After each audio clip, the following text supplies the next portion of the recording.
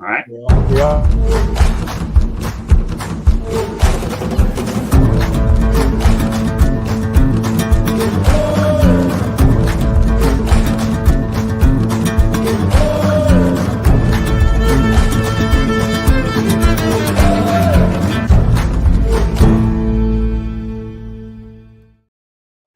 Hello, everybody, and welcome to another edition of 108 Stitches Baseball Talk. You see a new face? Of course you do. He's going to be on here now twice a month, and pleased to be joined by Stan Huff. We'll get to him in a moment, but obviously our regular Trent Clark is in Costa Rica. Hope he's having a good old time. The only thing I told the guy is through WhatsApp, you better have some really good stories to tell me when you get back, and they better be some really good, juicy stories.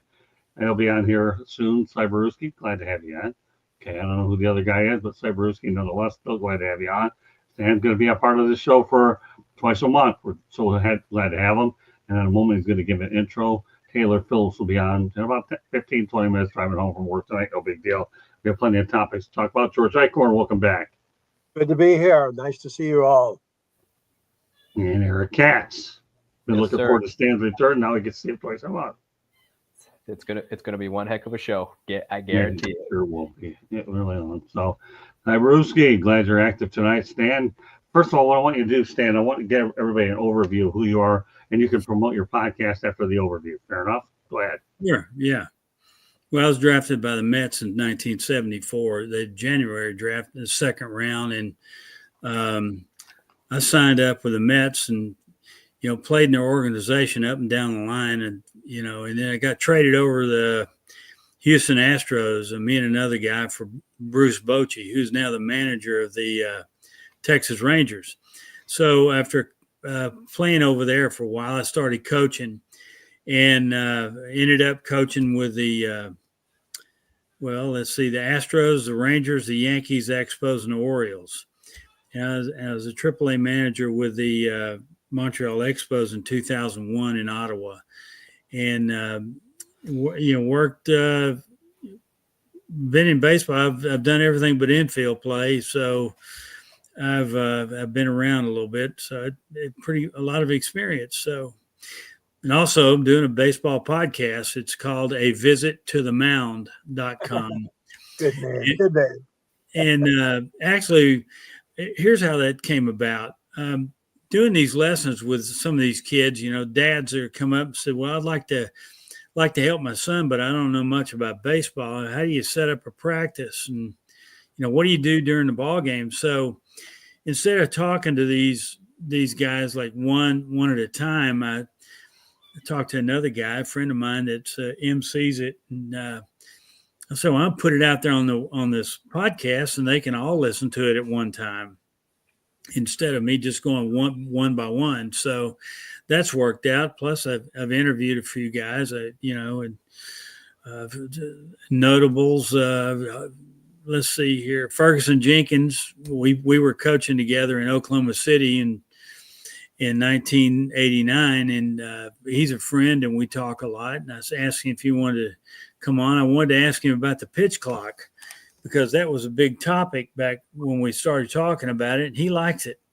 Of course, Ferguson Jenkins also was a guy that he averaged about 2 hours and 12 minutes when he pitched, because he got the ball and he pitched.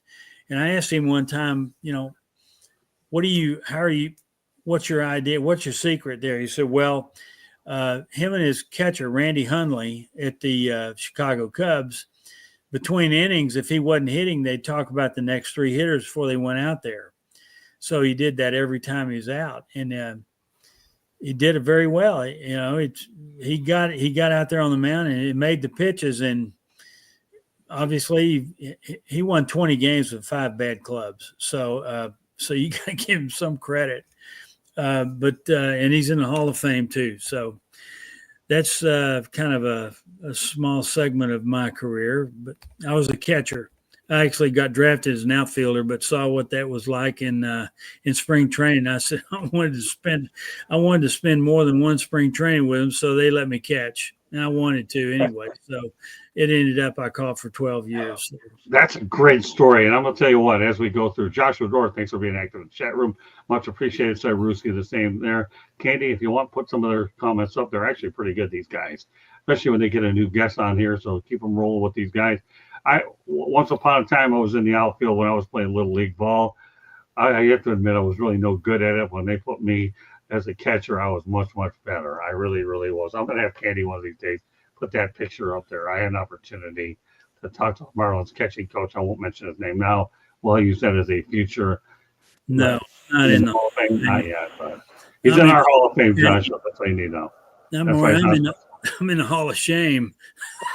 No, you're okay. You're fine. Stan and I, we have our similarities. In the outfield too, you have to understand that when you don't get the ball thrown to you, there's always that degree of lapse of concentration. But when you're behind the plate, you're in every play. And that's what made me why I had so much fun with the position as well. So I have Fergie Jenkins' number. Met him a few years ago. I have to get back in touch with him. I've had so many other things going on as well. So a little announcement that I'm going to make right now here on the air, since Joshua Dorr and the rest of them are out there. Lessons from the microphone will be postponed probably until the holidays. And instead, I'm going to begin the outline process there. However, since my wife and I are going to Europe this summer, I'm actually planning on writing a book about my trip to Europe, as well as my covering, been to all 50 states as well. It'll be a short thing, and it'll give me an opportunity to get off of sports mode. So I think it's going to be kind of neat. It's a new challenge. I've talked to my brother-in-law, Steve Ebling, and his only words were go for it. And I'm going to do that. So, I thought about it. I'm going to be on a cruise ship. We're going to hit Iceland on this trip. We're going to hit London as well as Belgium and a few other places. So why not write? Doesn't have to be a long book. Probably I'm estimating between 8 10 chapters, anywhere between 12 and 15,000 words. And I'm going to look at pictures of the story here. So for those of you that are wondering about the next book, now we're working on the audio book. I understand, Joshua Dorr. It's on the list. So pile on, Joshua Dorr, because you have every reason to do it. So, but that's one of the things I've been working on today. It was something that, as I viewed the itinerary today, let's take a break. Let's get off sports. So use the time at sea to jot down ideas, something fresh. Plus, I need the rest of the year so that to be able to play out. When I wrote the first book and I released it when I did, it was more of a history of what I had done, lessons from the microphone is what it was. This is a much different situation, and I think there's nothing wrong with being able to show more versatility that you actually really have to be able to add something different. So I'm excited about it, and this is great to have you back, Ralph. And by the way, congratulations in your new residence. It's gonna be great working with you out of a place where you're safe, comfortable, and I'm proud of you, Ralph. That's a good stuff. Looking forward to being on Sports Wrap this coming Saturday on R.W. Williams production as well. So Ralph Williams is an up-and-comer in the system, certainly doing everything we can to develop as many people as we can. Just want to get that announcement out there. George knows full well that I feel in my mind I want to keep writing, and if I can write on something entirely different right off the wall, then I'm going to do it. And this is a perfect opportunity to be able to do that. So I wanted to share this information on the outset. So with that said, we'll get to our first topic.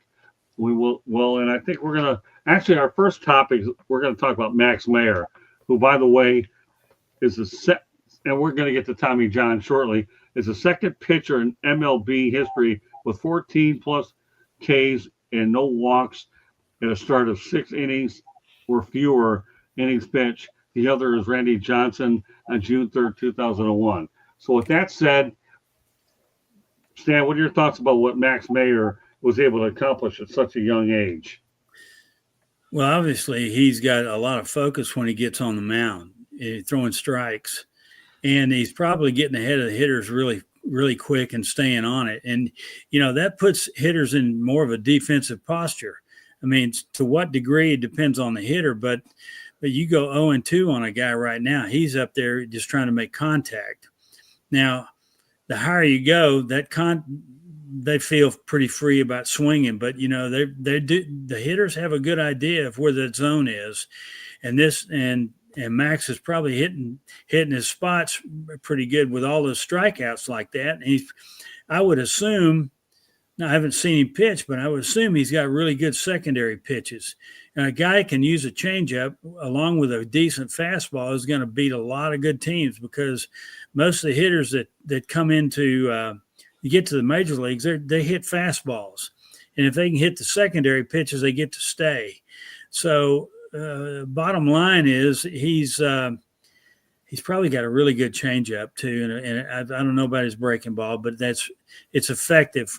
And I'm just thinking about all the strikeouts he's got right there. So that's the kind of guy all managers, general managers, and scouts look for. Can he throw strikes for all pitchers? I mean, you got all I hear now is, oh, he can light that gun up. He's throwing 98, 99, all that. And my question is, that's all well and good, but can he throw strikes?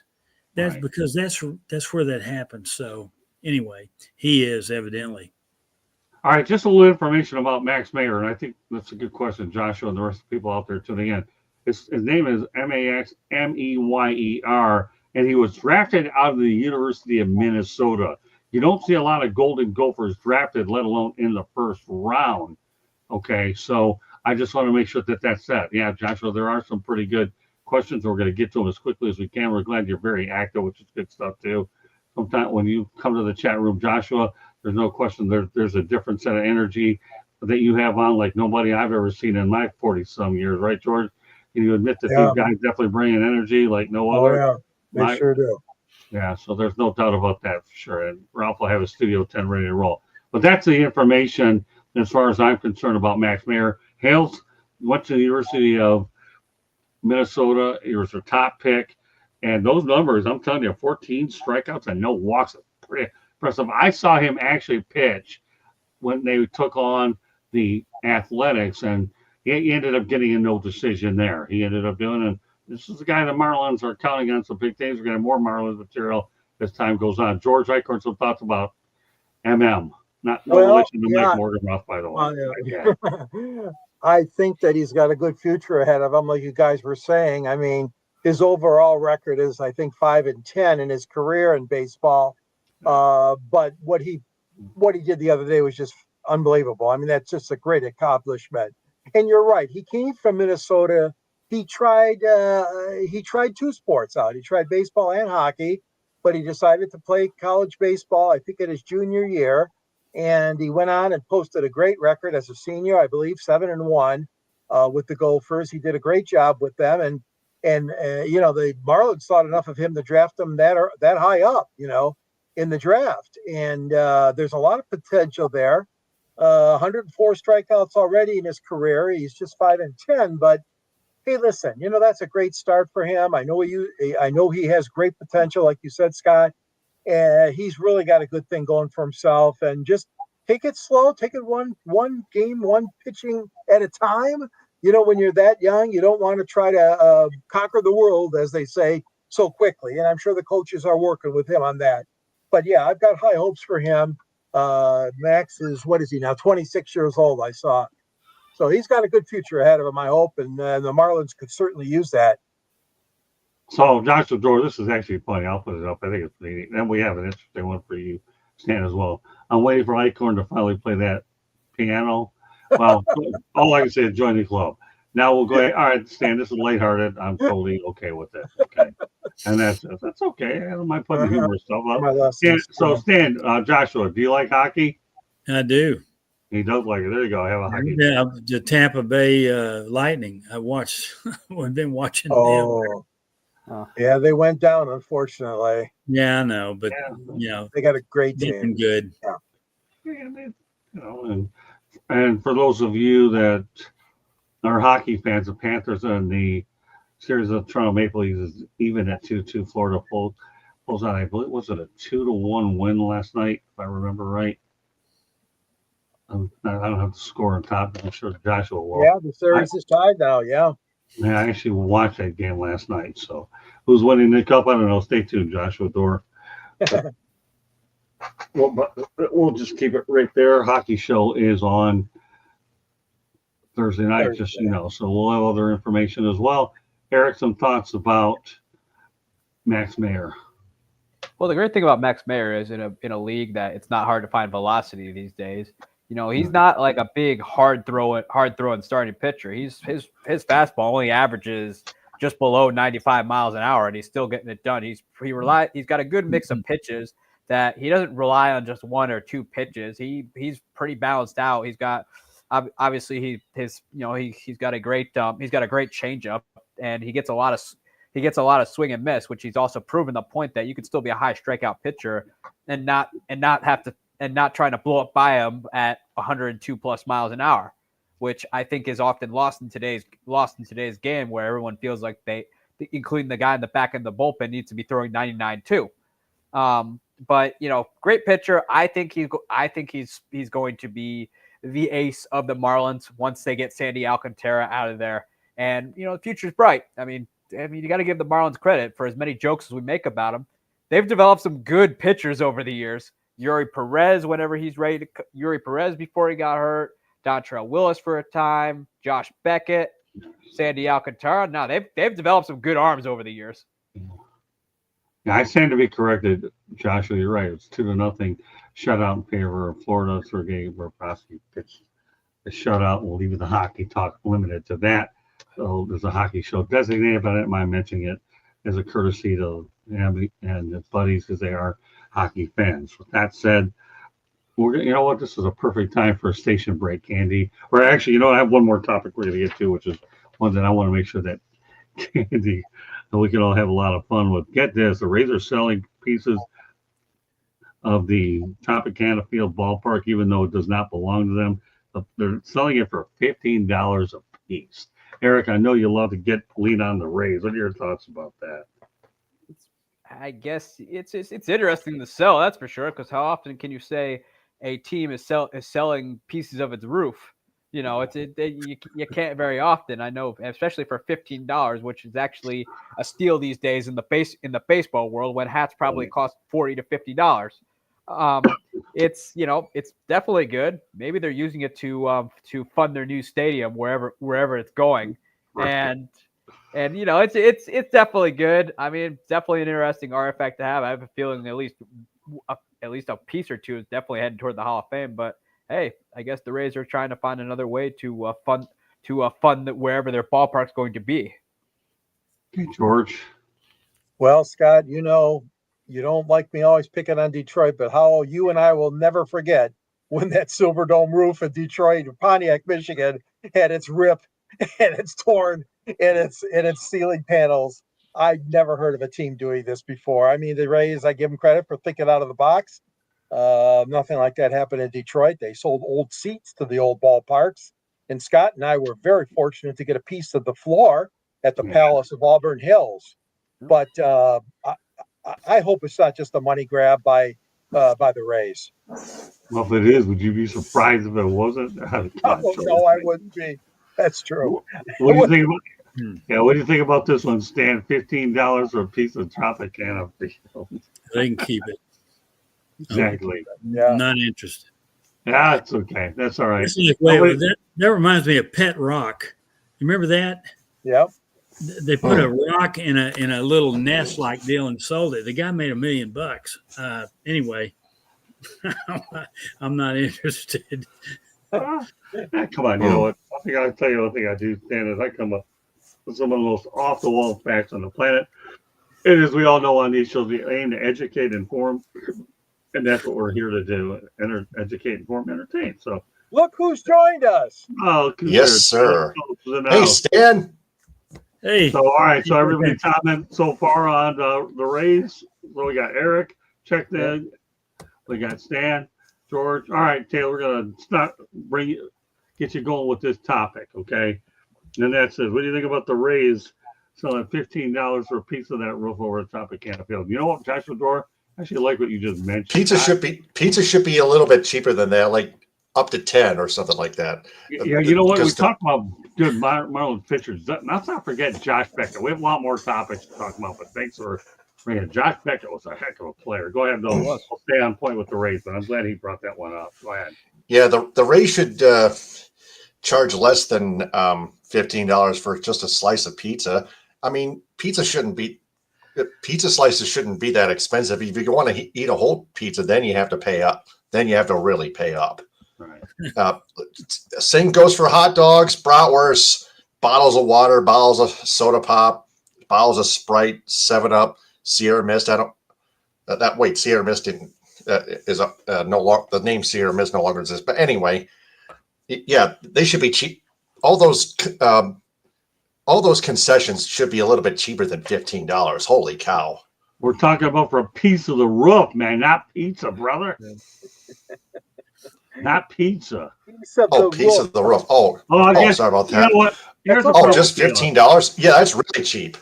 You know what? Here's the thing, and the defense of Taylor Phillips, he's just good. He's just one of those individuals that, like everybody else, just can't read my penmanship. So I'm going to let you quit while you're at $15 for a piece of the roof over at Tropic. A piece of the roof. Yeah. That's wow. Yeah. Because that's all you need to know. That's it. Yeah, so that's very, very, very, very cheap. Very cheap because it's old. You know, almost rusty. Oh man. Yeah, it's just it's an ancient piece. It's like a memorable a piece of the stadium that you might want to keep and then have a Tampa Bay Ray player sign an autograph on. Right. Well, if they authenticated it's one thing. I'll just say this, and we have other things I want to get to. It's just the Tampa Bay being the Rays, and I just hope they authenticate it. One more other note that we're going to get to. Make sure it's clean. Yeah, that's it too. Well, I'm sure they will. They're going to get $15 for a piece of that. So I'll get to one more easy thing, and then we're going to get to some of the heavy stuff. Evan Longoria, 3-time All-Star, 16-year career, is retiring with MLB. He'll sign a one-day contract with the Tampa Bay Rays. Okay, Eric, again, what are your thoughts about Evan Longoria finishing with the Rays?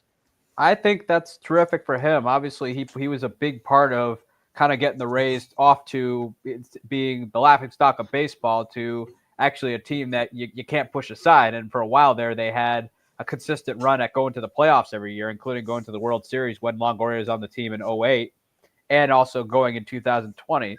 I mean, he's a franchise legend. He had the best years of his career while with the Rays. And I think it's terrific that he's able to kind of go back to where it all began and be able to just call it a career. What do you think, Stan? To be honest with you, I've kind of wondered why there's a one-day contract. So evidently, it's so he can retire as a Ray. Is that right? Exactly. That's what they do. Yeah, I think it's really good. He was a good ball player. He did a fantastic job. I think he deserves it. Okay, Taylor. Good two-way player. Evan Longoria almost won a World Series with the Rays in 2008. They just fell short to the Philadelphia Phillies that year. But Evan Longoria was that two-way player that he almost deserved a ring, but he was the best Ray ever. Yes. Those are my 3 words. That's okay. You're fine. That's perfect. Okay, George. Yeah, looking over his career, I agree, guys. I mean, 3-time All-Star, AL Rookie of the Year, a 3-time Gold Glove winner, and a Silver Slugger award. Just a very, very steady, dependable player. I know he gave the Tigers fits whenever the Tigers had to play him and his Rays. Hats off to him. You know, he's seen the end of his career now at age 39, but he had a great run. I really liked him as a ball player. All I hope they do is retire his number alongside of Wade Boggs and leave Don Zimmer up there as well. They retire his number. It's a beautiful thing. What's a beautiful thing is Candy Evelyn coming out for a station break. Go ahead, Candy. We got a lot more to get to here on 108 Stitches Baseball Talk. So please stay with us. South Florida Tribune Publishing Company. We published a book. Lessons from the Microphone, tuning into the enduring wisdom of visionary leaders. It is written by our host, Scott, the Motor City Madmouth Morganroth. Talks about his 40-plus years in the business and how media has changed and evolved over that time. Get your copy today. Available on Amazon, Barnes & Noble, Kindle, Google, and Apple Books. There's also a link on our website, www.southfloridatribune.com. If you like to listen to podcasts, you can find us wherever you get your podcasts. You see that little red subscribe button? That means you have not yet subscribed to us. Honestly, I don't know why. What are you waiting for? Hit it. Share us with all your friends and family. If you want to advertise or sponsor a show, call Scott 954-304-4941. And if you want to be a guest or have topic ideas, you can always email us at southfloridatribune@gmail.com. Back to the program. Thank you, Candy. Well done. All right, our main topic of the night is, does Tommy John belong in the Hall of Fame? Let's go to Eddie Prather's comments first, and then it'll set the tone for what we're going to be talking about tonight. Again, that's our main featured topic. Tommy John should be in the Hall of Fame. They have a surgery named after him. There you go, Eddie. That's exactly why we put it on the show. We're going to go right to left on this one. Stan, what are your thoughts about Tommy John? Well, he pitched a long time, and if the writers think that's where he needs to be, that's where he should be. I actually worked with him with the Montreal Expos. I'd drive with him from the ballpark to the hotel. And he's talking about some kid getting Tommy John. I say, "Hey, isn't that you?" Right. And he would say, "Yeah, I was the first. That's where it started. All that." So he said that he did tell me this. He said that operation is more famous than I am. And well, I said, "Well, you're well known. I can tell you that." Tommy John. Right. Yeah, I believe he deserves a trip to the Hall of Fame. All right, let's go with his stats real quick before I turn over to Eric. Number one, Tommy John was 288, 231 in his career with a 3.34 earned run average, 4,710 games. Unbelievable. Or let's see, what do we have? An ERA of 3.34, 4,110, I believe, strikeouts. Or no, is it 4710 games? Yeah, it is. Wow, 760 games started. Wow, those are numbers. That's why I got tripped up on that one. Strikeouts 2,245, shutouts. Obviously, is just unbelievable. I'm looking at his numbers right now.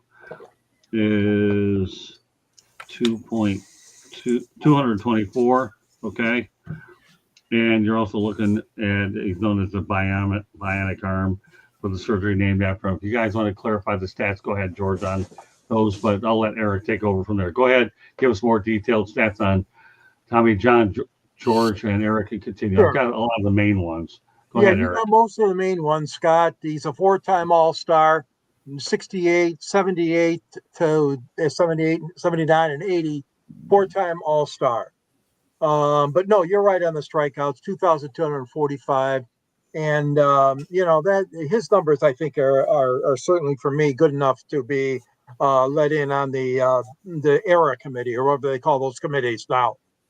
Right. How many shutouts does he have? Were you able to get that number? I did not pick that up yet. Hang on, I'll be able. That's okay, no problem. That's what I love about these Hall of Fame segments. It's a really good, and that's one of the more popular segments that we actually have on the show. Right. So go ahead. When you find that up, you can incorporate it. Eric, did you find it yet? Oh, I got it. You got it? Okay. Yeah. What is it? 46 shutouts. Okay, 46. Wow. Thank you. I mean, pretty good. No wonder. 288 wins is pretty good. I mean, there are some pitchers in there now in the Hall of Fame who have less wins than Tommy John. I mean, 46 shutouts. I mean, that's a heck of a career. He had a very good career, and I think it's worthy of the second committee eventually putting him in, because there are players who are elected that have less gaudy stats than Tommy John, and also his lasting legacy to the game is obviously the surgery, which has seemed to become an annual routine during spring training every year, sometimes during the season. Yeah, so there you go. You got 46 shutouts. Apparently, I must have wrote the strikeouts thing down twice, 22-45. Nevertheless, we got it cleared up, and that's all that matters. And I think you're right. The surgery being named after him. You talk about a contributor to the game. That, to me, is it. Don Sutton is in the Hall of Fame. Tommy John should be an excellent point. Eddie, Yep. I'm glad you brought He that also up. he also only allowed 20 home run. The most amount of home runs he allowed was 20. The rest of the time, he wasn't a guy who was going to give up a lot of home runs. Which, the fact that in the era, especially when he was pitching when the long ball was starting to become bigger, that's pretty good. I think what ultimately hurts his case, though, unfortunately, though, is the fact that he did get hurt a lot. Yeah, well, I mean, that's why it's a great debate. The guy had a surgery named after him. He changed the game of baseball forever and still amassed 288 wins along the lines. Yep. I mean, nowadays you're not going to see a lot of guys. I don't know about you, Stan, but I think the benchmark for a Hall of Fame pitcher these days, you're looking at about 250 is what you are, and then you get in. And this guy's not even in. I haven't even looked at his complete games yet because I was just looking at the numbers that were presented in front of me. Anybody wants to provide that information, feel free to do so. Well, here we go. Candy Ebling will do it. Hall of Fame. 162 complete games. There you go. So there you have it. I mean, nowadays we're in the era where it's the death of the 300 winner and 3,000 strikeouts won't necessarily get you in the Hall of Fame. That's true. Excellent point, Taylor. All the other stats show it. It's not just his Tommy John surgery, which made him famous and transcended everywhere in the worldwide of sports, let alone baseball. But his 288 wins, 165 career games, complete games, 46 shutouts. Wow, those signify those are Hall of Fame stats right there. Period. Okay, excellent. Well, Eddie Prather was lucky to see many pitchers end up with 200 wins in 2 years. I'm sure words could not be spoken. Prather's on a roll. See what we've done, Stan. This chat room is unbelievable. The way we have some knowledgeable fans, especially on this show. Well, they all are, but baseball, I'll tell you, these guys are knowledgeable. Go ahead, Stan. Well, okay, with Tommy John throwing, did you say 165 complete games over his career? Right. I don't think there's a complete game thrown right now anywhere. There's one. I mean, everything's so segmented now. The pitchers go 5 or 6 innings, and then they get a setup guy, short guy, a setup, and then a closer. And that's how they, I got to tell you though, if you got a guy going 7+ innings or 8 innings, you're going to save your bullpen for the end of the year when you need them. And 1 year when I was at Fort Worth, I think we had 16 complete games, but we only played 100 games. We had 16 complete games, and the closest one to us had 1. We got in the playoffs, and I honestly believe we won because our bullpen was stronger than the other teams because they were worn out. That's all. I think you look at Nolan Ryan and the complete games he threw. Even what's his name? The guy he threw against with Boston, the Puerto Rican Clemens or Louis Tiant? Louis Tiant. Yeah. Those guys teed it up one night. I don't know where, is either in Anaheim or in Boston, and Nolan Ryan threw like 265 pitches, and Tiant threw 244, and they made their next start. So you don't hear of anything going on like that anymore. I mean, and Nolan Ryan was a worker. This guy worked out unbelievably. No wonder he played for 27 years. And I think he was about 45 years old when he tossed him in, wasn't he? Something like that. He could have still, and I think he still could have gone. He could have gone to 50 if he really wanted to.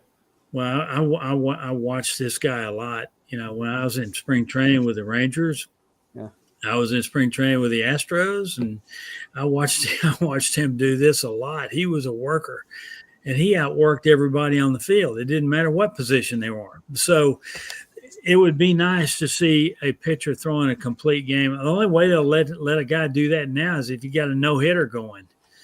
That's not even a sure thing anymore either. Not even then either. They go to the bullpen then too. No, you're right. Then it's going to be a combined no-hitter. The guy's going to be out of, he's going to go to the clubhouse and pop open a beer. He's tired.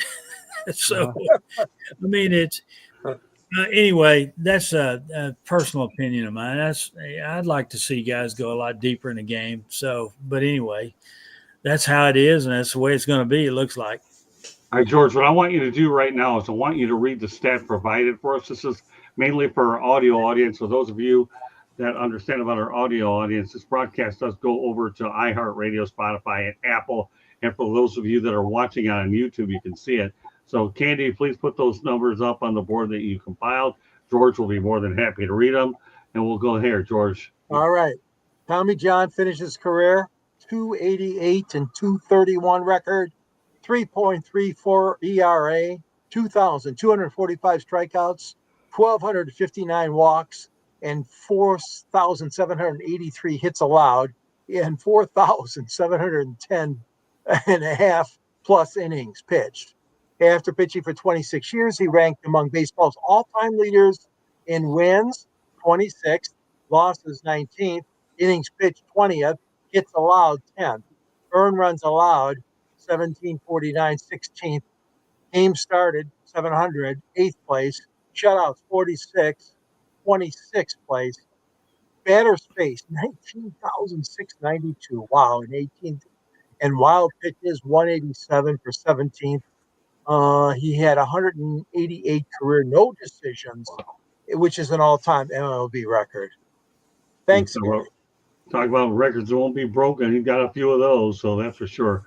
So with that said, Stan, are you the Stan Huff I got to see with the Tucson Toros back in 1985? That was me. I was there. Gosh, look at this. Unbelievable. Tucson Toro. There you go, Eddie. Yeah. Now you got one I of your was fans. I had a very illustrious career. I backed up 5 number 1 picks. So stats weren't real good, but when I got in, I hit it hard and ran fast. That's about all I can say. And I did throw out a few guys. You remember a guy named Ron LaFleur? Oh, For the Detroit Tigers. Yeah.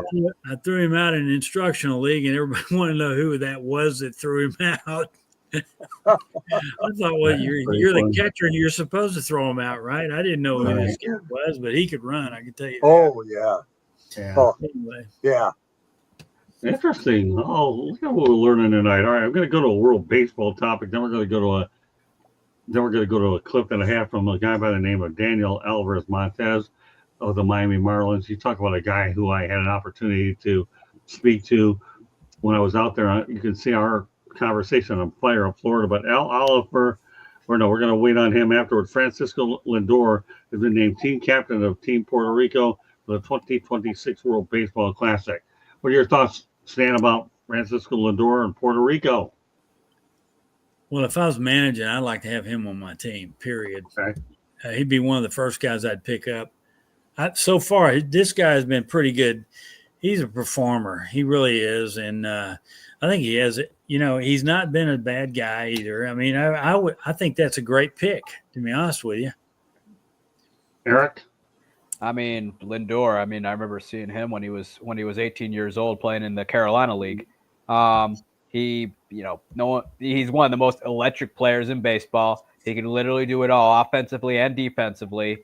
And he's a guy you want in the lineup because you can plug him in anywhere. You can put him in the 3-hole, 2-hole, or lead off, and he's still going to get the job done. Taylor?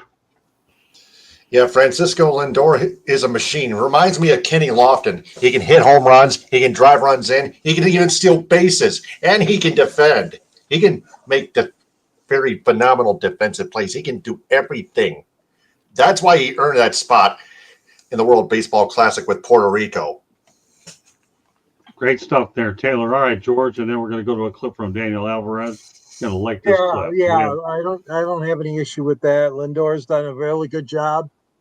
His career, 257 career home runs, 796 RBIs, stole 191 bases so far, 11 years in the big leagues, and of course he's doing it now with the Mets. And I really think that he's had what I call a very consistent career. Yeah, there's been some times when he was down to the dumps, and every guy runs into those when you can't hit a nickel. But I think Lindor is a very good young man. I'm happy to see him with that. Being in the World Classic, Baseball Classic next spring. Yeah, I think it's a great choice. And we're going to be talking about the New York Mets in the coming weeks. So I'm really happy for him. Team Puerto Rico couldn't be better off. With that said, we're going to go to a clip from Daniel Alvarez Montez. And again, he's one of my colleagues with the Miami Marlins. And I asked Danny whether he would want to play in the World Baseball Classic at the Olympics. Can he go to the tape?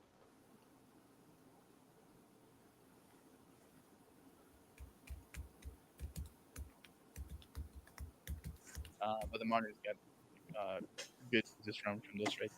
If you had a chance to play in the World Baseball Classic at the Olympics, what does Daniel Alvarez take?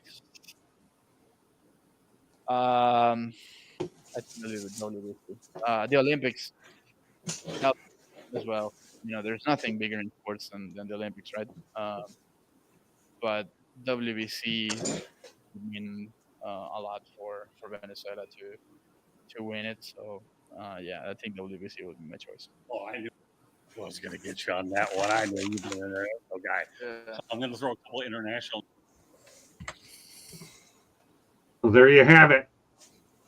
He says the World Baseball Classic. George, I don't know if he got a little bit of that at the end, but my buddy Daniel Alvarez says he'd rather be in the WBC. So, George, you had a choice between the two. Which one would you go? It's a tough one. I think I would do the World Baseball Classic. It's come a long ways since its inception. It's gotten a lot of notoriety. It really helps a player get international exposure and all that good stuff. I would that would be my choice if I had to make a choice like that. What about you, Taylor? I'd call it the World Baseball Classic as well because it's more appropriate with the sport itself and showing all the athletes from all over the world. Eric? The World Baseball Classic, because it's just baseball. You're literally playing against teams all over the world that with the sole person playing baseball. The Olympics is a lot more spread out and like it's a lot more sports involved, which nothing wrong with that. It's great seeing my country compete in all sorts of events, but to have one that's solely focused on baseball is a beautiful thing. I would totally do I'd probably definitely want to compete against different styles of play. Like, for example, the Japanese are a lot more polished on the fundamentals, and so much so that their manager lets them bunt on 2 outs and they actually get it down. And it's just different styles of play that that you can definitely incorporate into your own game. It's a beautiful thing. What about you, Stan? Well, do they bunt in the big leagues? Not very well. do. In Japan, they're like on two strikes. I'm like, no way he's gonna bunt, and then he gets it down, and it's shocking.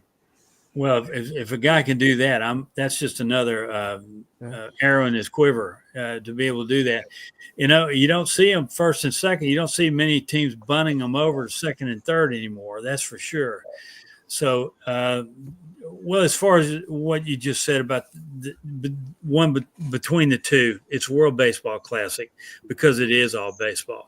I totally agree with that. I mean, you got to focus on the game right there, whereas you got in the Olympics, you got all the other sports going on too. So the World Baseball Classic is the one I would pick.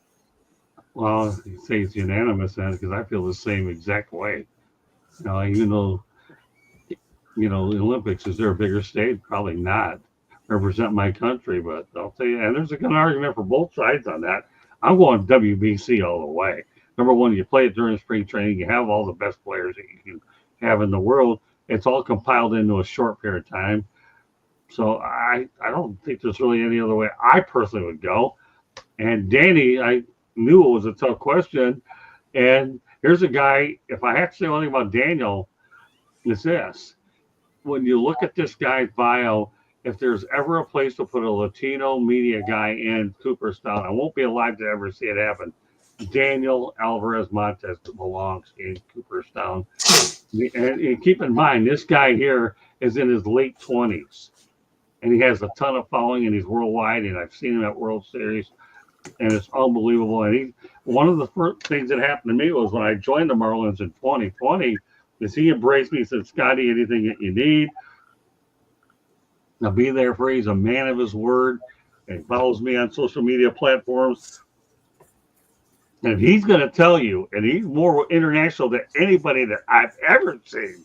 This guy, World Baseball Classic, I'm taking that to the bank, period. We all agree? Yeah. Yep. We all agree. But we'll see how it Easy plays decision. out. I don't know. Don't get me wrong, the Olympics is what it is. But it is. But I'm going to go back to what you said, Stan. It's all baseball, not the other sports. And I think that if you had to decide between one or the other, that could be a point that really works in the favor of why you go to the WBC, one sport. And think about it. I think they're going to have the Olympics over in LA. And I actually went there to the 1984 games when it was a demonstration sport. my only trip to Dodger Stadium. Hope to get there at some point down the road. So great stuff. We're going to stay in the Sunshine State a little bit, and we have a couple more managerial topics we want to address. The Orlando group says they've secured $1.5 billion for MLB franchise. Barry Larkin is in that group, and I believe they're going to be calling that the Orlando Dreamers. So with that said, let's preface everything. We know the Rays are in a difficult situation, that their lease at Tropicana Field is up at 2027. So do you think that this is and Rob Manfred has already indicated he wants to keep two teams in the state of Florida. Do you think that this is a great relocation possibility, Stan, for the Rays to subsequently move across I-4 to go to Orlando? And I understand that they're thinking about one of the sites that's been brought up by it, I believe, is SeaWorld, but I don't know yet. I'll get more stats. But Orlando and Major League Baseball, what do you think, Stan? Well, they had an opportunity to put that field in Tampa. They should have put it there, but that's okay. Yeah. St. Pete, over the west side of St. Pete, is a nice place, but most of St. Pete's a retirement town, and you got a lot of people in that town that are in fixed incomes, and they can't afford that, going to the ballpark like that much. So I just felt like it was put in the wrong place, but that's okay though. I mean, I took spring training to St. Pete for 6 years, so I know the area very well. Orlando, yeah, that's got the population surrounding it that would they'll be able to cover it. I think that would be the best move for Tampa Bay, or move it to they're talking about Nashville, maybe Salt Lake City even, I think, is one of them they were talking about. So I mean, I don't know. I think the Tampa Bay area is covered by the Yankees right now. I mean, in Tampa, I mean, they're playing in the Yankees A-ball team at Legends Field, or we used to be called George Steinbrenner Field now. And let me also interject too that you are right. I've been talking about it for a long time, since I used to live in the Tampa area, Stan, that they should have built it right next to Raymond James Stadium. And the biggest gap I've ever seen is they ended up moving it to St. Pete for all the reasons that you stated. So you're 100% on target with that for sure. I just letting you know that I had great minds think alike, Stan, in that case, and that's where they should have. And you already stated my reasons for St. Pete as well. Now, as far as the other places you're talking about, Salt Lake City and Nashville, I think they're prime for expansion sites. I think that the most logical move, that's why I brought the topic in, is I-4. And then what you're going to literally have is the Orlando Magic and a baseball team there. Then you have the Buccaneers and the Lightning, and you have 4 major sports encompassing that central Florida area, both in the Bay Area as well as Orlando. That's the only reason why I brought it up. But you make some excellent points, and I'm glad you incorporated those. Anything else you want to add to it?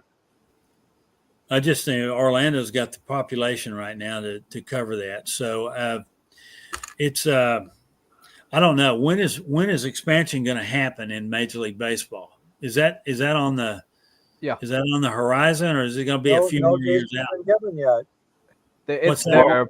It's there, but the A's and the Rays got to figure out their stadium situations. Exactly. That's when it's going to happen. So with that, well, the A's they're waiting for those to get resolved. Right. Well, A's are in Sacramento right now, correct? For now, yeah. Oh, they're building a ballpark in Las Vegas for them. Is that right? That's right. They've supposedly say it's going to start soon, but I haven't seen a crane or a nice little groundbreaking ceremony there. I can't see anybody going back to Not Oakland necessary. now. Well, I agree. Yeah, Oakland. Too much damage there. Yeah, the only thing you have there is the Oakland Ballers, but that's another story. Well, that's in that Pioneer League, I believe. So the other one is Nashville. Nashville would be a wonderful place for it. I don't know for an expansion team. I don't know where they are and when they're going to do that. But anyway, that's. Well, what we're going to do now that you brought that up is we're going to address expansion on a future edition of 108 Stitches Baseball Talk, Stand and break down the possibilities, and we'll break down the cities at a later day. That could be actually 2 weeks out for all I know when you return again. So, because I want to build off of what we've done here. Excellent point. Sorry, Eric. Take it from there. I was going to say, Nashville has tried for years to get Major League Baseball to come out there. They originally tried when they awarded it to Tampa and Miami, when baseball inevitably was going to go down, eventually have a major league team in Florida, and Nashville was in the running, but they didn't get picked. And then when Arizona got picked, they had the application but opted not to go forward with it. But now they're making a serious push for it. Okay. I think it was Arizona and Colorado that got their teams when Nashville thought about it. Okay. So Eric, back on point. Okay, Yeah. Orlando, Tampa. Yeah. Do you think this is a no-brainer? I mean, Orlando's got the population. Not only do they have the population of the surrounding area, but that place gets flooded with tourists every single year, from the winter time all the way to the springtime, and all the way to the summertime. I assure you that there will be plenty of people there who are getting a headache from listening to Disney music all day long, who just want to go take in a ball game for a day. I promise you. And I think, or listen to heavy metal. I'm just kidding. Well, I think they'd be more accepting of that than they ever would be any of those old Disney songs that have been played in their houses ad nauseum. I think. Yeah, Disney songs. Forget about them.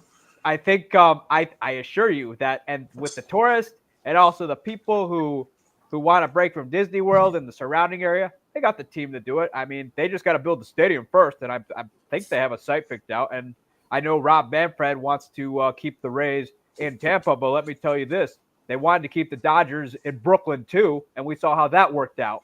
But it's the same sort of deal. If Orlando's got the money, and Stu Sternberg's kind of worn out, has kind of burned every bridge possible in the Tampa area, he should go over there if he wants to keep his team. Otherwise, come the lockout, he's going to be hung upside down, and the owners are going to have a field day on him, saying, "Why haven't you got your stadium deal done?" and try and pressure him into selling. That's a good point. And before I turn over to Taylor, Eric, you brought a couple points. Number one, there's a deadline. The lease is up in 27, so now they have to do something. The leverage is in the ball club's control to go where they want after the lease is up. Now, I'm also going to talk about an interesting point. You've been hard on the Las Vegas getting the A's because of tourism, but where I think I disagree with you is if you've ever been to Vegas, get out of the casinos and watch a baseball game, and I think the Athletics are going to be better, and they're starting to show signs of improvement. Obviously, they have this little 3-year temporary window. So what you're saying is really, Eric, congruent to what could happen in Orlando, meaning that they want to break from Disney, go to a ballpark, want to break from the casinos, you go to the ballpark. So you're really consistent in the sense where you have both ideas. And again, everybody so far, and I'm going over to Taylor and George after that, but the population is there for Orlando. And let's face it, for those diehard Tampa fans that want to go out there and go, it's only an hour on I-4, depending on traffic, and that's it. It's not that long to go see that club. And me personally, I'd like to go because it's an easy drive up the Florida Turnpike.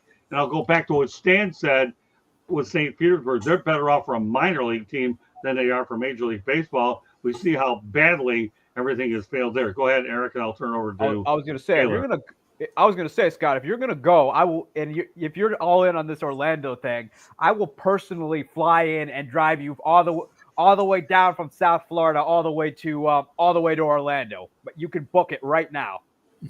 There you go. All right, Taylor, go ahead. Get what's on your mind. I would say it's only more beneficial for the Rays to move to Orlando because the Rays have played in Tampa or the state of, let alone the state of Florida, for so long, ever since they've been founded and started playing baseball in '98. That was they were one of those two expansion teams along with the Arizona Diamondbacks, who also started playing the same year. But in all seriousness, the Tampa Bay Rays should move to Orlando, become the Orlando Rays. Well, they'll be the Orlando Dreamers, but I know where you're coming from. I've actually heard that they actually have the trademark for the name and all of that. And again, let's not forget, and this is the Giants they use St. Petersburg as a tool to get their stadium, and the White Sox did, but none of that came to fruition. Okay, George, you have the final word on it. I think it's a no-brainer. Eichhorn has the last word on it. Then we got some more managerial stuff as well as another Hall of Fame debate.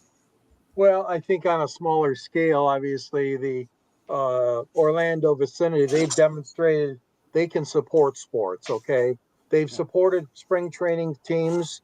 They've supported the NFL Pro Bowl when it's been there. They support an annual college football game or two when they're in Orlando. So to 3. me, there is no question they can support And the Magic. baseball. It is very similar. I'm glad you brought up about Las Vegas because both of those are tourist towns, Vegas and Orlando. So the question is, you got to establish yourself so good that you're going to have fans that live in that area also that are going to support your franchise. That's the big key for both the Athletics in Vegas and for the Orlando / Tampa Bay team to succeed. But you know that takes a lot of work. You just got to make sure everything is in the right place and build a beautiful stadium, and they will come.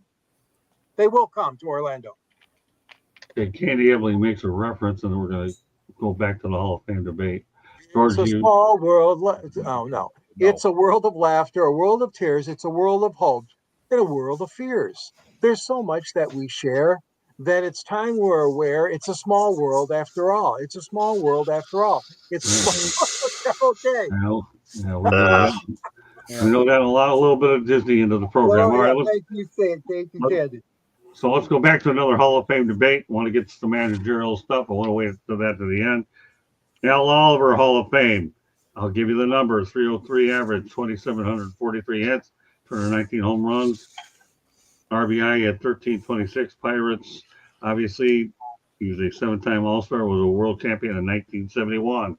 All right, Stan, what are your thoughts about Al Oliver? That's a huge thumbs up for me right there. Okay. That guy was a player, and he kept playing. Even when he was getting older, he's still hustling. And see, the younger guys now, they had a ground ball, they might jog to first base. Right. I mean, he didn't. He ran hard and he played hard.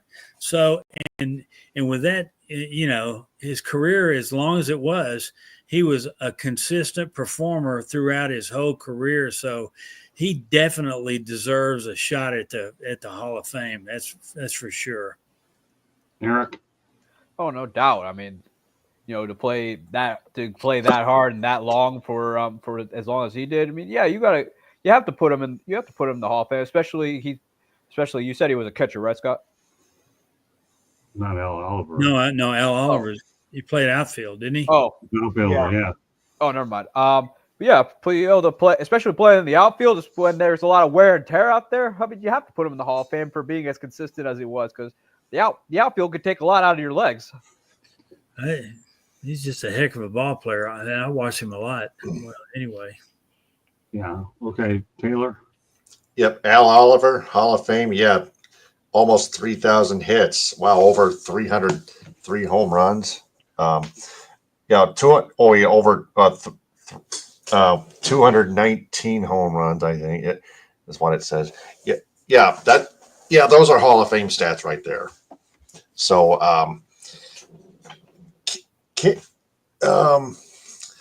World Series champion in 1971, seven-time All-Star. Wow. He's like done it all back in the day.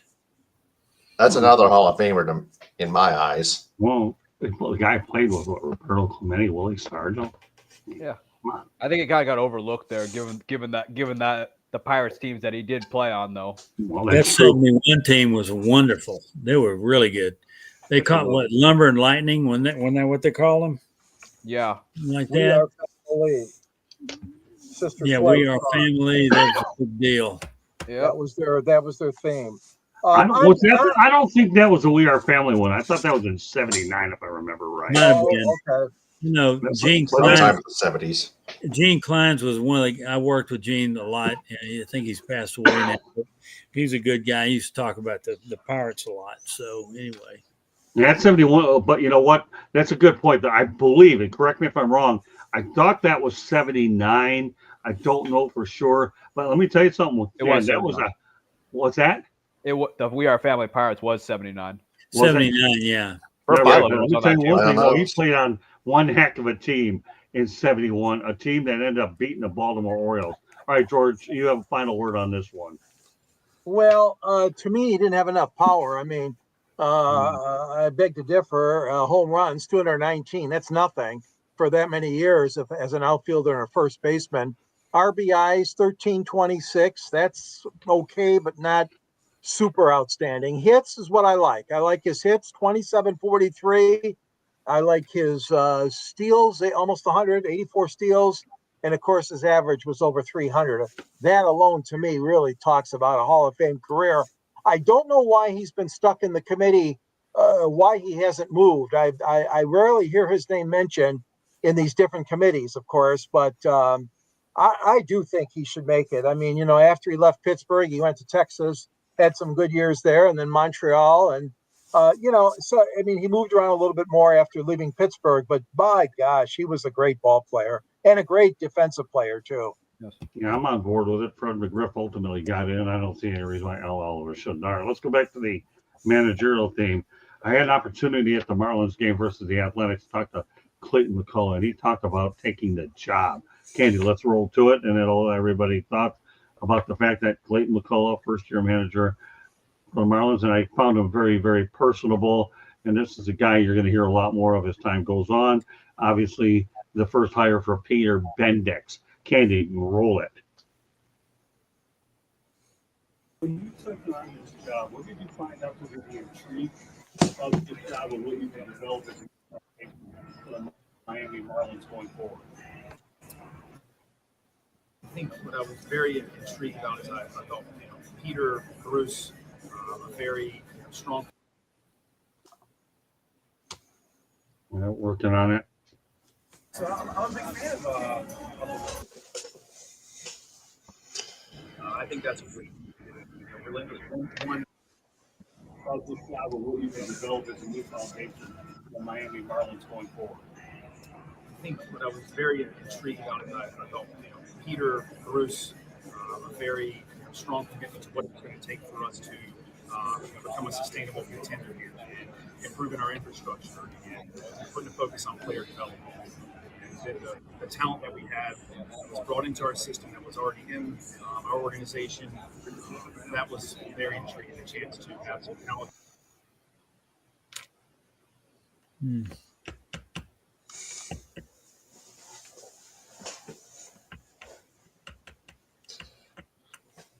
Obviously, we're in the dugout, so there's some signal situations going on. So, but we'll sure they'll come back there.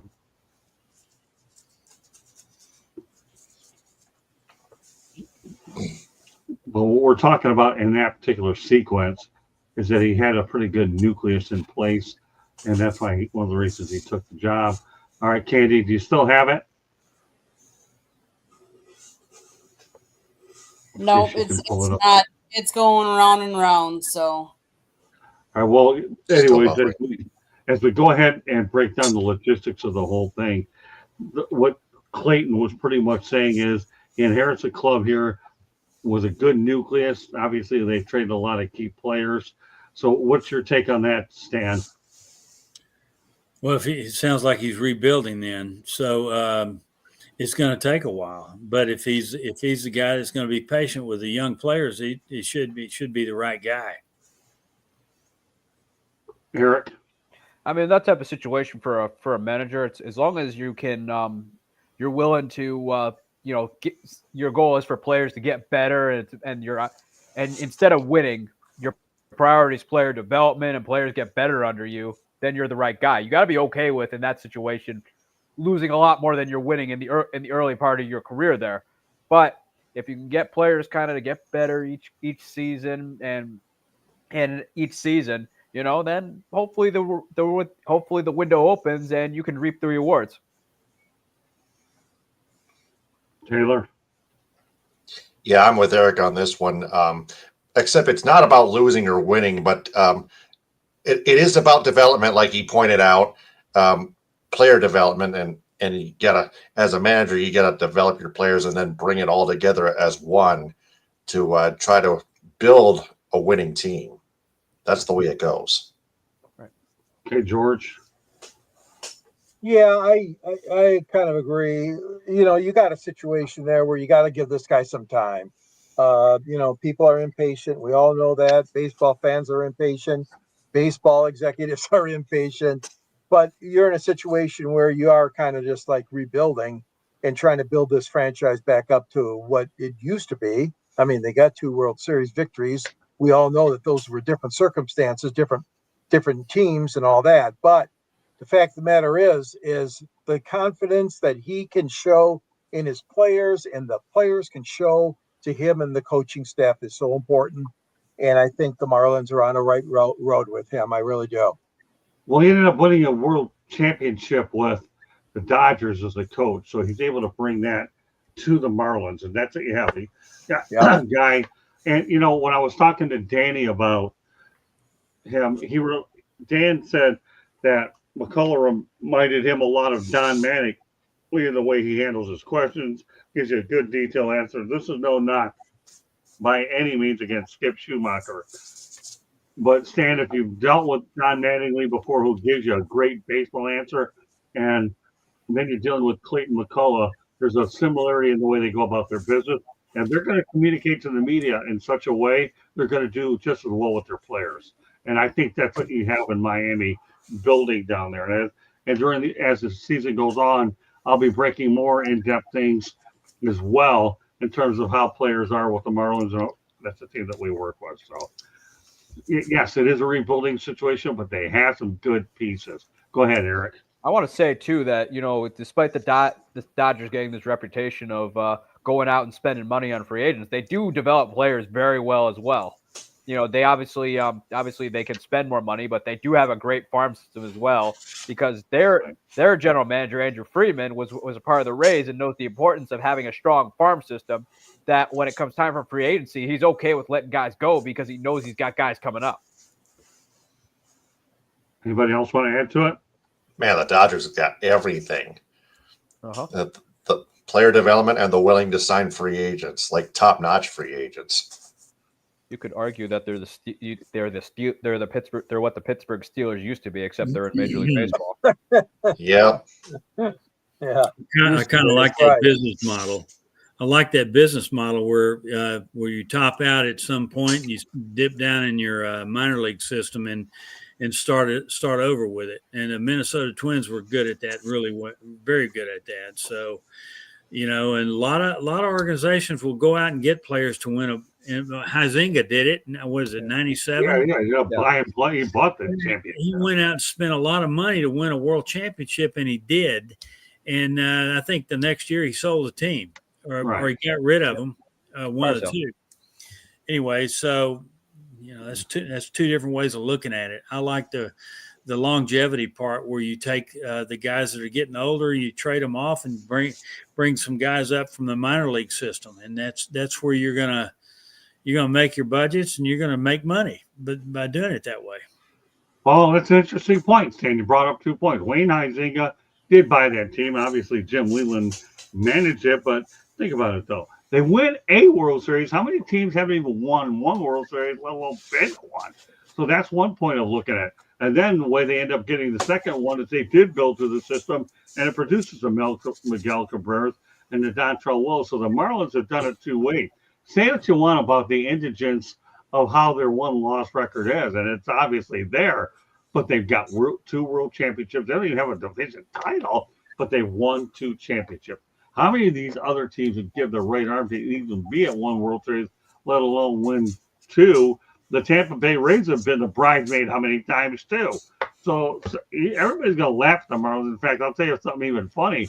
During COVID-19, when the Marlins were having all these players missing because of COVID-19 and they were throwing balls into their socks and all that, we were being laughed at. But then all of a sudden, everybody else started to sit it out, and nobody was laughing at us anymore. If you're looking for a way to go out there and laugh at the Marlins, you can find all kinds of ways. If you're in Detroit, Rod Allen, by the way, him and I are still working here. So he joined me down here. I came first. I joke around about Rod all the time on it. So I get where you're coming from, but they got 2 titles. How many? And history is going to speak for itself. It really is. They got 2 championships. Right. And even the Cubbies only have 1. So if I'm alienating Cub fans, well, so be it. It is what it is. All right. Taylor, a little bit to digest. Anything else you want to add before I turn over to George? Everybody had their piece of this action? Wow. Well, yeah, the Tigers haven't even won one since 1984. So there's a difference right there. Sparky Anderson. Sparky Anderson, but yes. according to Scott's logic, they've won 4 of them, so you shouldn't be disappointed. Got to be happy for your rings, Taylor. Got to be happy for your rings. Oh, AL rings. I'm kind of semi-happy. No, yeah, Any AL. ring. I'm talking about World Series 4. World Series, man. If you would have, everybody's Yeah, got, yeah, and I got it. I get this. Okay, you want to have a champion, you want to have a winner, but obviously there's only one every year, as we know. And I agree with what Scott said. I mean, Miami, they have nothing to be ashamed of at all. They did get 2 championships, and like you said, so many other teams would just wish they could. Look at the Cleveland Indians, long-suffering fans. Look at how long the Cubs had to wait. Look at how long the White Sox had to wait. Right. Ridiculous long waits. I don't think Seattle's even. Oh, there's one. Never had before. No. Never been there. Texas has never won it. Well, and Texas their predecessor, the Washington Texas won it in 2023. Oh, Yeah. 23. I'm sorry. I stand corrected. Finally. But anyways, yeah, there's a lot of teams that are waiting. But I really think that eventually things will get straightened out in Miami. I mean, and here locally too, we hope. They're playing very well this year. So let's see what happens in Detroit. Stay on point, George. We're talking about the Marlins. Remember, I said the Marlins, and I told you they're on the right track. no, that's how we end it right there. Because now we get to the real brunt of the potential with Clayton McCullough and the Miami Marlins. Can't say it's that way with the Colorado Rockies, but we're going to lead off with Eric's rant that we'll talk about Bud Black. Man, the Rockies, this has been years in the making, considering how poorly run Dick Monfort has run that franchise. Even if during the handful of years that they would go to the postseason, including their miracle run in 2007 to the World Series. It doesn't shock me the way the Rockies have gone about this. They're poor at talent development. Their owner goes ahead and needs go-aheads and signs Chris Bryant despite trading Nolan Arenado and letting Trevor Story go the same year just because he needs a nice little show pony there. They refuse to do things at the trade deadline when it obviously calls for it, because now Ryan McMahon, thanks to Chris Bryant spending more time on the injured list than on the field, Ryan McMahon's kind of become the favorite of the owner, and he won't trade him even though he knows he can get a boatload of prospects in return. I'm telling you, Dick Monfort hasn't had a clue how to run a baseball team since he was fortunate enough to even be a part of the ownership group, because number one, his brother was there, and number two, the original guy went to jail. This has been a years-long mess.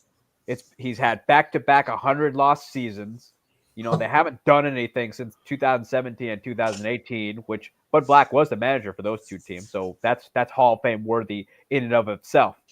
And this has been a disaster, and it's gotten so bad now that the Rockies, people have been talking more about them for now than they ever have, even when they were relevant.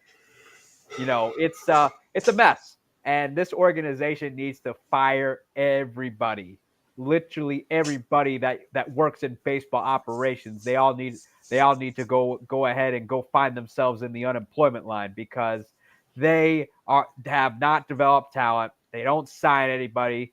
It's just a complete mess. And I question whether they are. I make this joke all the time, and I always ask myself, are the Colorado Rockies a Major League Baseball team? Sell the team. So I'd say no. That's Eric's rant. Now we'll go to the topic. I like to leave that as a standalone thing. Let's talk about the main topic at hand. Bud Black is out as manager of the Colorado Rockies. George Eichhorn, let's go over the stats, please. What do you have? Well, what do I have is he, in his managerial career, 1,193 wins, 1,403 losses. So his winning percentage is only .460 for Bud Black. And Eric already pointed out in 2024, the Rockies suffered their second consecutive 100-loss season. That's always a killer right there. And What they're are on his the way. numbers? What are They're his on the numbers way with to their. What are his numbers with the Rockies? That's what I know. He's the winningest Yeah. manager. Well, he with the Rockies, he has been. Let's see here. Let's see. It doesn't say the total number of wins with the Rockies. He got a 1-year contract extension last October, and then of course started out 7-33 this year, which is a 175 winning percentage to start the season. So let's see here. I think they combined all of the won-loss record with both this other managerial job too. 121 and 116. That was his record as a player. As a pitcher, he was in the big leagues, as you guys know, as a pitcher, and that was his pitching record: 121, 116. Why don't you go to somebody else, and I'll pull up that Rockies record. I'm actually looking for it right now. Oh, Go okay, ahead. okay. Go ahead, Eric. Man, I mean, I feel bad for Bud Black because this, to me, like, I don't think really it's his fault because what was he given to work with? I mean, seriously, he was given absolutely nothing to work with. As manager, you kind of have to work with what they give you, but he had nothing. His team was a pile of crap that on the diamond. It's actually appalling what I'm seeing here, which is arguably the worst team in Major League Baseball history. There's no talent development. There is no free agency. He was managing in the same division as the Dodgers and the Padres and the Giants, both teams who love to spend money, particularly the Dodgers, which they seem to. I wouldn't shock me if they got some drug dealers running around LA getting them money. I think this was a mess from the get-go. Dick Monfort completely messed it up. It's been a mess for years. And the fact that he got them to the playoffs in back-to-back years for the first time in franchise history and even won a playoff series is Hall of Fame worthy by itself. And all their owner has done is go to the Denver Gazette and cry about how much baseball needs a salary cap, and goes ahead and he also proceeds to call out the Dodgers as well in that same interview, where all he's done is go to luncheons and say, yeah, I think we can play 500 baseball, when that same year they set a franchise record for losses and they're about to break that 2 or 3 year old record again. Dick Monfort's just there because he happened to get lucky. That's why he's the owner.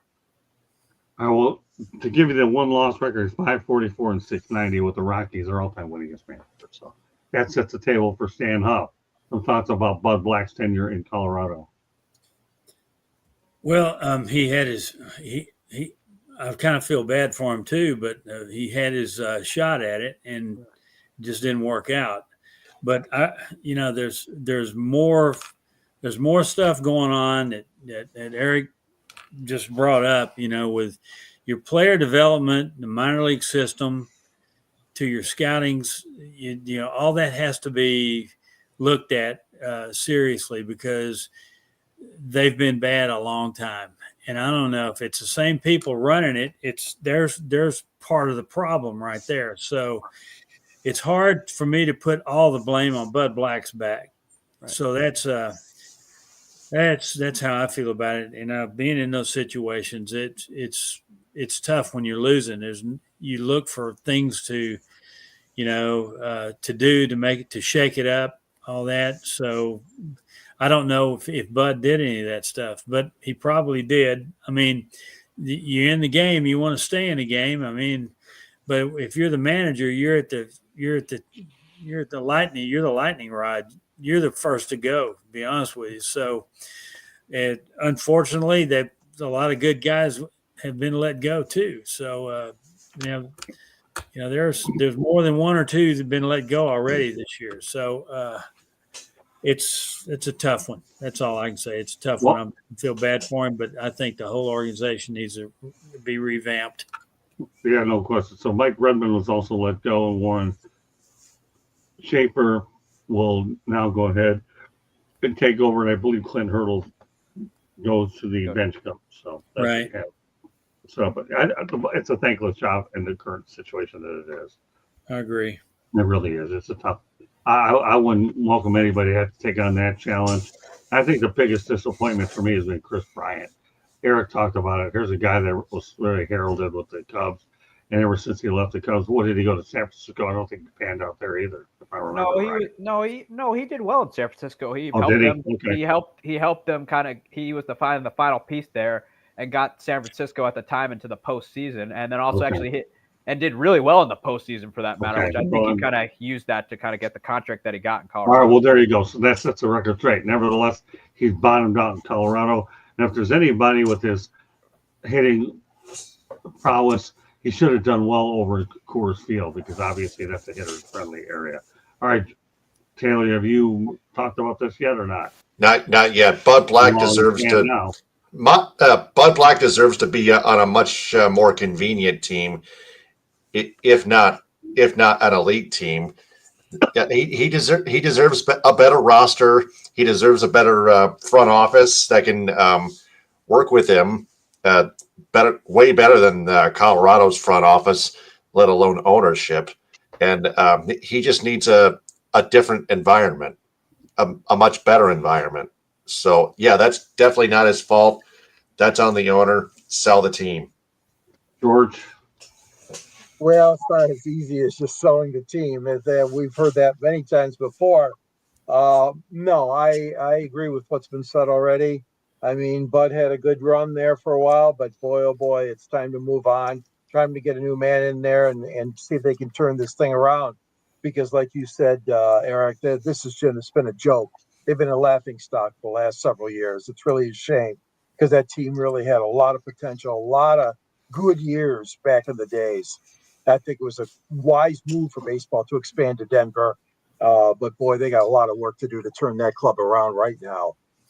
Well, he'll turn 68 on June 30th, 1950. That's his birthday, 1957. So I think there's a lot of good baseball left in Bud Black. It just won't be in a Mile High City. Right, right. Hey, they got a nice ballpark though. You got to give them that. They have a nice ballpark. Coors Field, yes.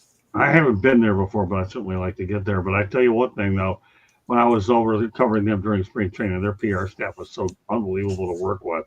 I was able to get good stories out there. I think Chris Russell and DJ LeMahieu came out of my experience, and they were very, very hospitable to myself and the Detroit Monitor when I was out there. So I wish them well. And of course, an old friend of ours, Tony DeMarco, my mentor, covered the Rockies for a fair amount of years too. So it's yes. Sorry, one more thing I want to get to, and then we're going to even give Trent Clark an opportunity to comment on a couple things. Unfortunately, the baseball world, or especially in Detroit, lost Chet Lemon. He's been sick for a while, age of 70, did make a reunion last year to celebrate the 1984 team. We'll start with you, Taylor. What are your thoughts about Chet Lemon? Chet Lemon was a World Series champion with the Tigers back in '84. He was a contributor in the '80s with the Tigers. I think he deserves a spot in the Hall of Fame, and he deserves to have his number retired at Comerica Park. So the Tigers will definitely pay tribute. The Tigers organization, of course, has to pay tribute to Chet Lemon. So got to hang his number, got to put him in the Hall of Fame. Eddie Prather agreed with you. Chet Lemon was great. All right, we'll go with the other Detroiter. George? No, he's not going to get in the Hall of Fame, and I don't think his number will be retired either. He had a good career. He played for the White Sox before being a Detroit Tiger. He was very much a part of that team, that winning formula that Sparky Anderson was able to whip up in 1984. That team should have won more than one title, but that's for another day. Chet Lemon was he went out there and he worked his butt off every day. He just was a great ball player. He was integral to that team. I saw the interview that they did with him a year ago when he came back for the reunion. Alan Trammell was there, and of course, Chet had so many strokes, he could not hardly talk. And he smiled. And I'll never forget this. Trammell said to him, he says, Chet, he says, we wouldn't have done this without you. And the biggest smile on Chet Lemon's face. He's in a wheelchair, and he had some really bad years the last few years health-wise. But I love that when Alan said that to him. He says, you know what, buddy? he says, we couldn't have done this without you. And that was true. He contributed greatly to that 84 championship team. God rest his soul. Well, when you think of how the Tigers were built up the middle, though, Yeah. Lance Parrish is behind. Let me finish. Yeah. You have Lance Parrish, That's as true, catcher, Scott. Alan Trammell, Well, and Chet Trammell. Lemon, And Whitaker at second. and Lou Yeah. Whitaker. Yeah. Yeah. So they were built pretty well up the middle. They really Oh, were. And I'll yeah. never forget when they made Dan Petrie on the trade. mound. Well, we're talking about position players. Dan Petrie Right. had an opportunity to talk to him.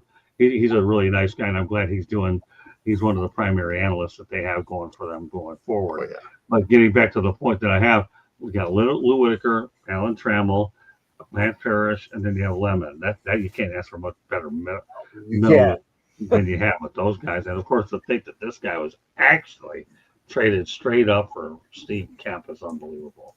All right, Eric. I mean, Chet Lemon was a big part of that World Series winning team in Detroit. People forget too, he was actually really good with the White Sox as well, as they went to 2 All-Star games. But big, good player, guy you want in the lineup. Definitely not a Hall of Famer. I don't think he's worthy of a jersey retirement. He obviously has got a special place in Detroit Tigers in the history of the franchise, but still a guy you want in the lineup, and a guy who obviously that was big for the Tigers during that World Series run. And I think all in all, though, I mean, people remember him for his contribution to that '84 team. Stan.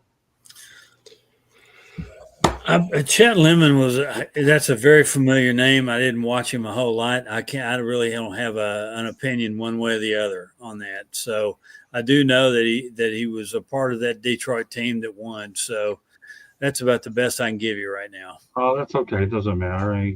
Your insight's been valuable. But the reality is, I'll never forget when Joe Garagiola and Vin Scully were talking about the White Sox, and you talk about it referring to the middle of that infield. It was on the NBC game of the week. I do miss the NBC game of the week for sure. And they talked about the Tigers during the '84. And I'll never forget the broadcast, because that was the day I think that Jack Morris actually no-hit the White Sox.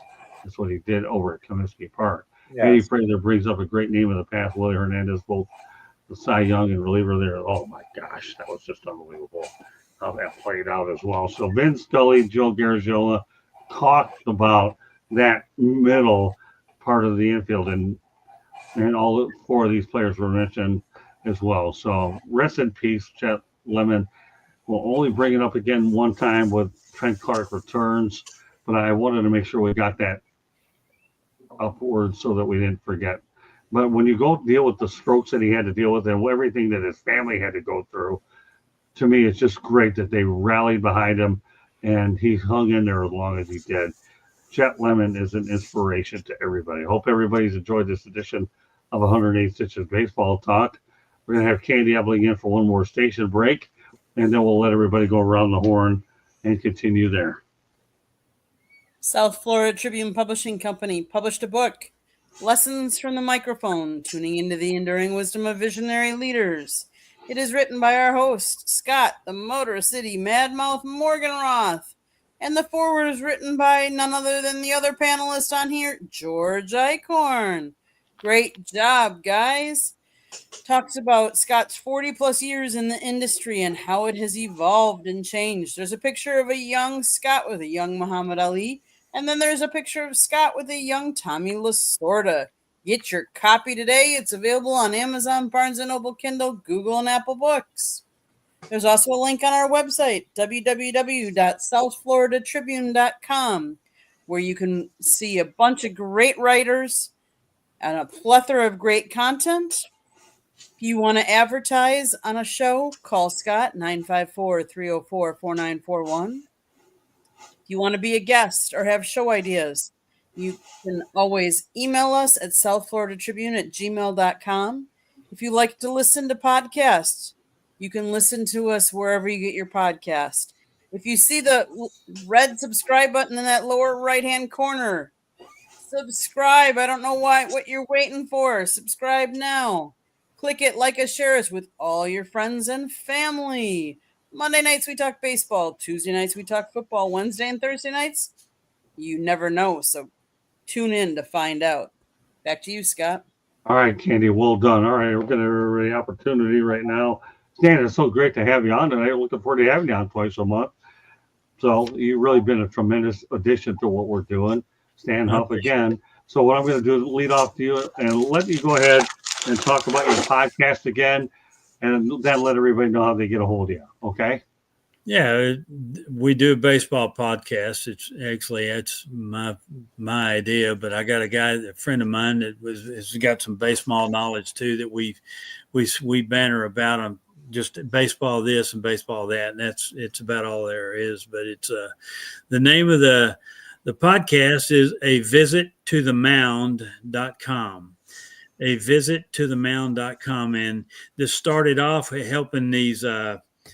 It started off helping these dads that wanted to help their kids and know a little bit more about baseball. We talk about setting up practices and the mechanics of a game. And I've interviewed, like I said, with Ferguson Jenkins about, pitch clock and all that. And Don Werner, who caught Tom Seaver's only no-hitter with Cincinnati.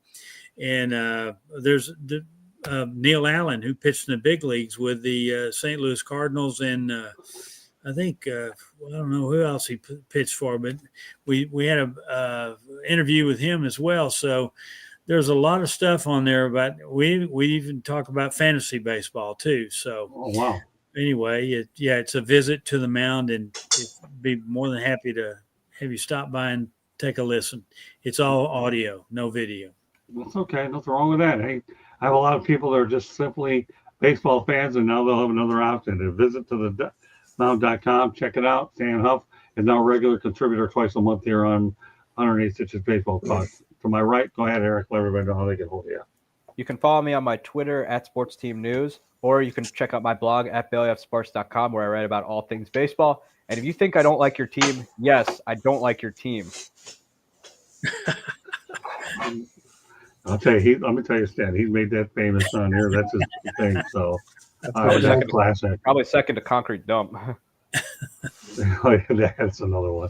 I'll give you an opportunity to talk to Stan Huff about your Concrete Dump later on, especially when we go on our expansion. If that's when you can bring that up, Eric. Just remind me with a text that we're going to do that when you hit expansion, because nowadays my memory is limited with it. All right, Taylor, with the magnifying glass, go ahead. Let it out. Of course. I am the creator of the Michigan Sports Truth Podcast. You can find it on YouTube at the Michigan Sports Truth Podcast. Subscribe.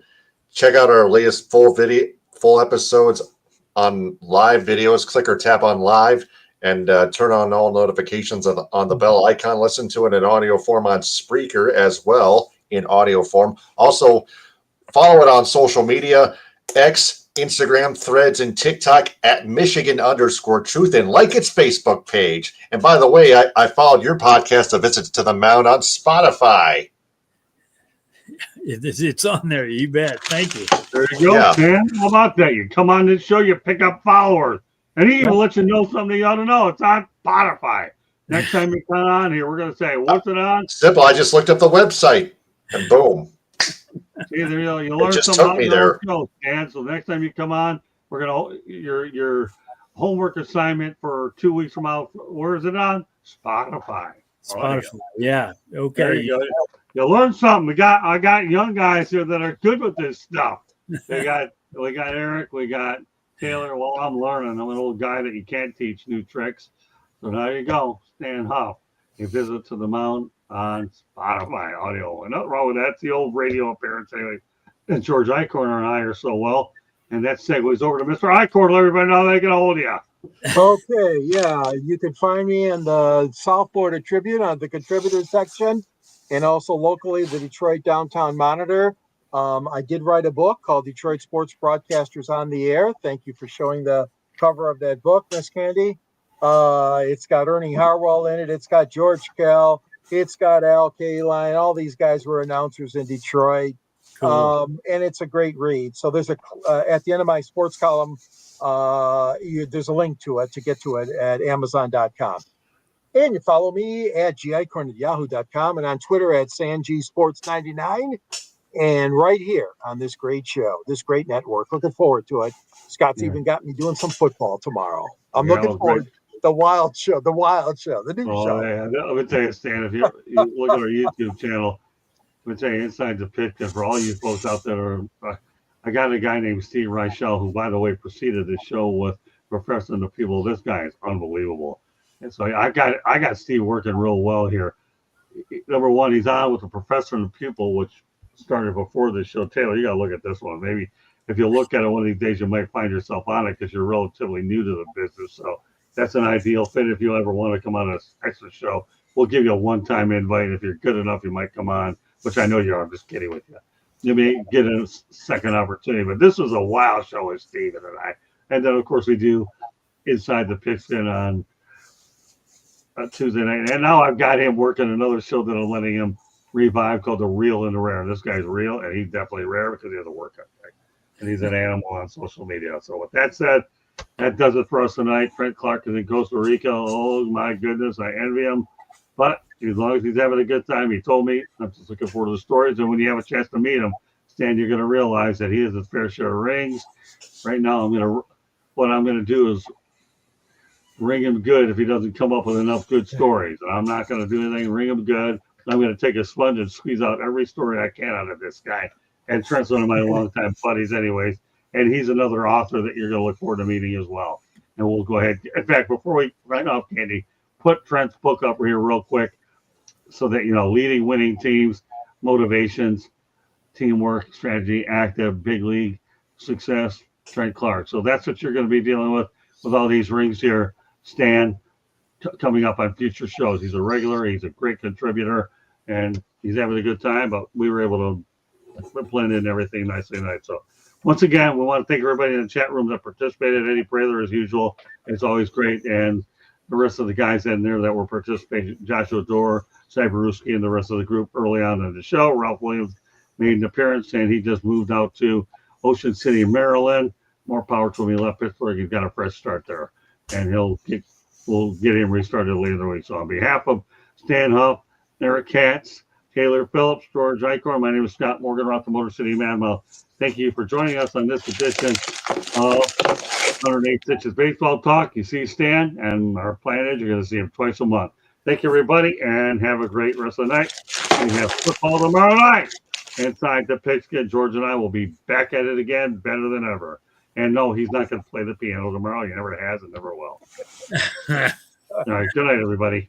Good night. Good night. Ta-ta. Good night.